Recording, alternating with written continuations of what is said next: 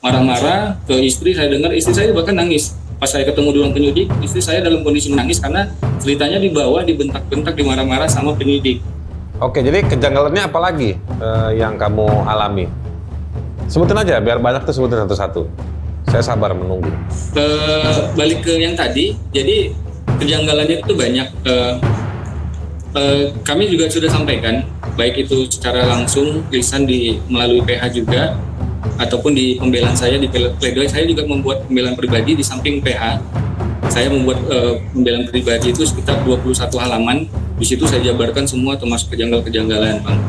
Nah, kami sudah melakukan mediasi. Pada saat ditangkap, istri sudah mengajukan penangguhan penahanan, tapi tidak pernah disetujui, serta surat jaminan juga.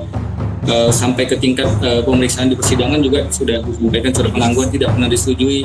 Mediasi sudah kami sampaikan bahwa kami sudah melakukan mediasi 3 kali, bahkan 2 kali istri hadir, 1 kali oleh PH. Di situ istri sudah meminta maaf. Saya juga di ruangan Kanit Reskrim berenam, saya, istri, Bang Joniar, istrinya, lalu diapit 2 PH kiri kanan. Di situ kami direkam, disuruh melakukan permintaan maaf. Ada teks yang sudah disiapkan oleh PH. Jadi tapi itu sia-sia semua. Diarahkan untuk menghapus semua video di channel YouTube saya dengan harapan karena saya sudah capek di dalam, ada sekitar seminggu lebih dengan kondisi di dalam saya diperas dan dianiaya, dengan harapan saya bisa penangguhan penahanan supaya bisa kumpul sama istri. Akhirnya saya setujui, diminta dihapus, kita nonaktifkan semua video-video itu, kita setujui. Ternyata itu dibohongin aja ya. Indonesia di mana hukum berada.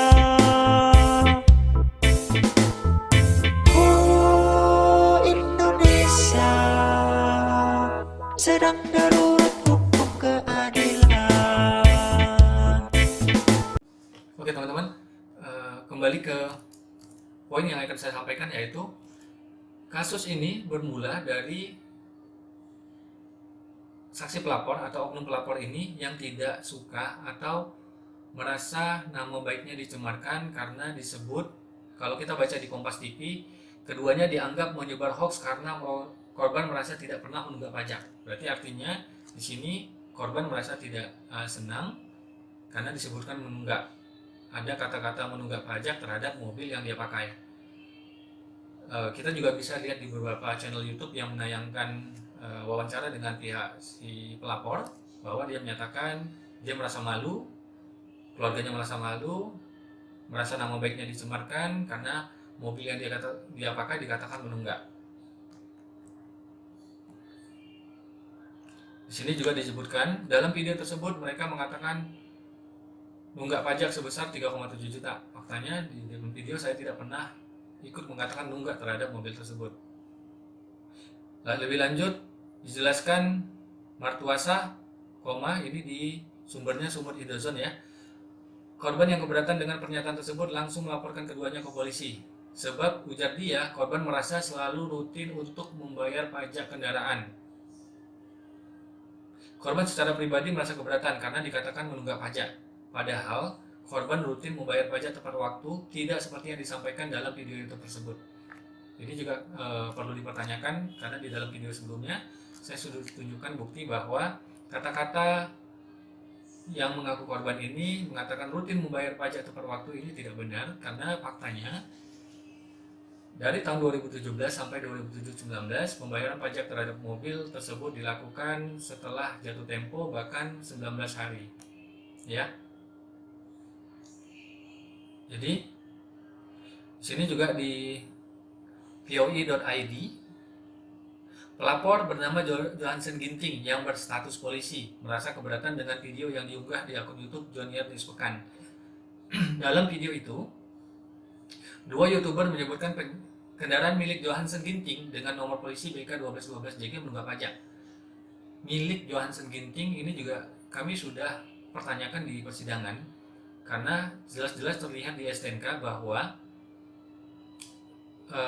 mobil tersebut bukan atas nama si pelapor, tapi atas nama anaknya, dan saksi ahli pidana juga berpendapat bahwa kepemilikan itu berdasarkan STNK dan BPKB. Ya, Lalu selanjutnya di berita ini disebutkan, padahal korban rutin membayar pajak tepat waktu. Tidak seperti yang disampaikan terlapor dalam video tersebut. Korban keberatan karena video tersebut disebar dan mengandung unsur berita bohong atau hoax. Laporan atas nama pribadi, katanya.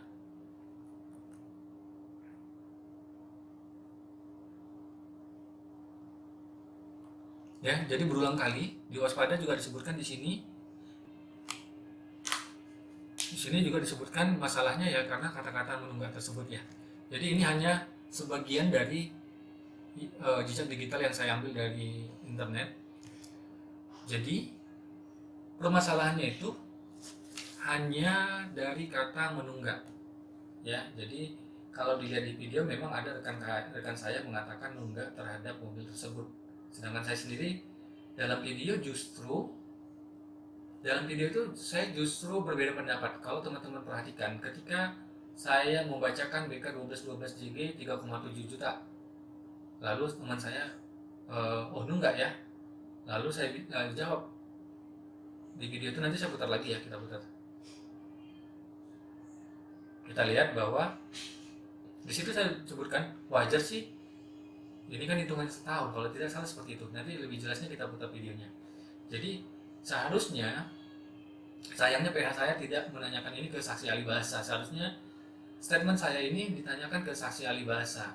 Pada saat saya mengatakan, setelah rekan saya mengatakan enggak, saya katakan wajar sih, seharusnya ini kan memang pajak setahun. Harusnya maksud dari perkataan ini ditanyakan ke saksi ahli bahasa. Karena menurut saya pada saat itu memang tidak, menurut saya pembayaran belum habis masa pembayarannya, karena di situ kan memang terlihat pajaknya 3,9 juta. Saya ingat mobil saya pajaknya sekitar 3,6. Mobil tersebut masuk kategori SUV ya, sedangkan mobil saya 3,6 itu masih bukan SUV.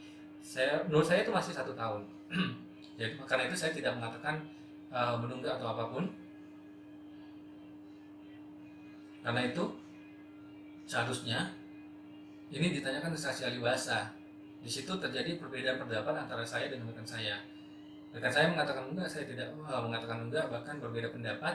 Tapi justru di BAP saya dituduhkan mengatakan menunggak.